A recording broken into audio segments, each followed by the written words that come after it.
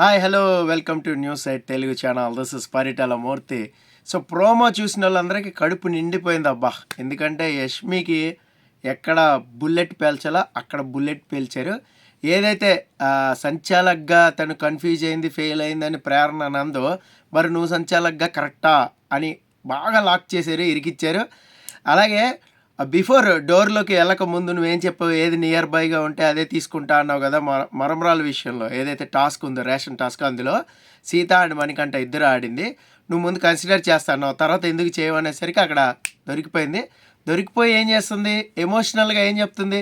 నేను చెప్పే కదా ఆల్రెడీ, నేను రివ్యూలో చెప్పా. ఎవరైనా మిస్ అయ్యింటే నా రివ్యూ చూడండి, దీని కింద లింక్లో పెడతా. ఏంటంటే ఖచ్చితంగా ఈ పాయింట్ అడ్రస్ చేస్తారు నాగార్జున గారు. అడ్రస్ చేసిన తర్వాత దొరికిపోతే ఎమోషనల్ అయిపోద్ది. అక్కడ 5 ఆకలితో ఉన్నారు, సో ఇక్కడ ఇద్దరే ఉన్నారు కదా అని ఒక కవరింగ్ కోటింగ్ ఇస్తుందని చాలా క్లియర్గా చెప్పాను.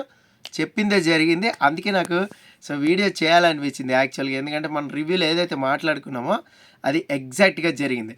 సో ఇప్పటివరకు అప్డేట్ ఏంటంటే మనకి క్విక్ వీడియో, ఇది క్విక్ వీడియోలో ఇంకా మనకి ఎలిమినేషన్ అప్డేట్ అనేది రాలేదు.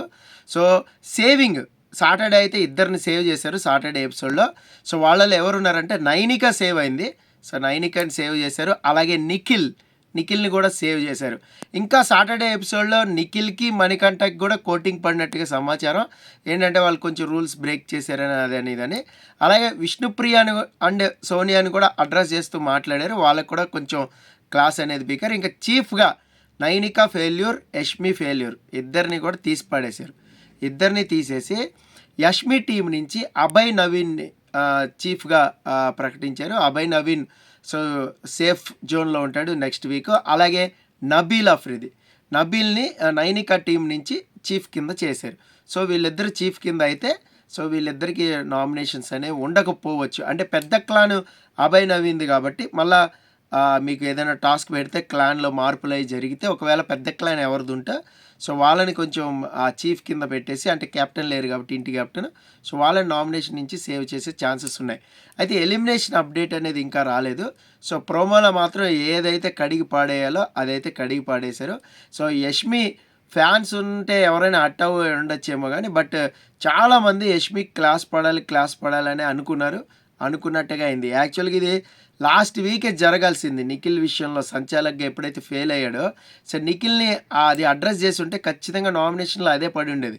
కానీ ఇక్కడికి వచ్చేసరికి ఏమైంది, ఇప్పుడు సంచాలక్గా నువ్వు కరెక్టా అని ఇప్పుడు ప్రశ్నించేసరికి ఏమవుతుంది, రేపు నామినేషన్లో యష్మికి అదే పాయింట్ మీద టకా వేస్తారనమాట నామినేషన్ ఓట్లు. సో దాన్ని బట్టి చూద్దాం మనం ఏం జరుగుతుంది. నాకైతే ప్రోమో సో చాలా బాగుంది. అంటే పాయింట్ టు పాయింట్ అడ్రస్ చేశారని అయితే అనిపించింది. అంటే ప్రోమోలో హైలైట్ వేస్తారు, అది నేను కాదన్ను, కానీ పాయింట్ టు పాయింట్ అడ్రస్ చేశారని అయితే నాకు అనిపించింది. సో మరి చూద్దాం ఈ వారం ఎవరు ఎలిమినేట్ అవుతారని. నేను క్విక్ వీడియో సో మీకు మరి కాసేపట్లో పెట్టే ఇది చేస్తాను. నేను ఎక్కడున్నా కూడా అక్కడి నుంచి మీకు ఆ క్విక్ వీడియో ఎవరు ఎలిమినేట్ అయ్యారని కూడా చెప్తాను. This is Paritala Murthy signing off. By by.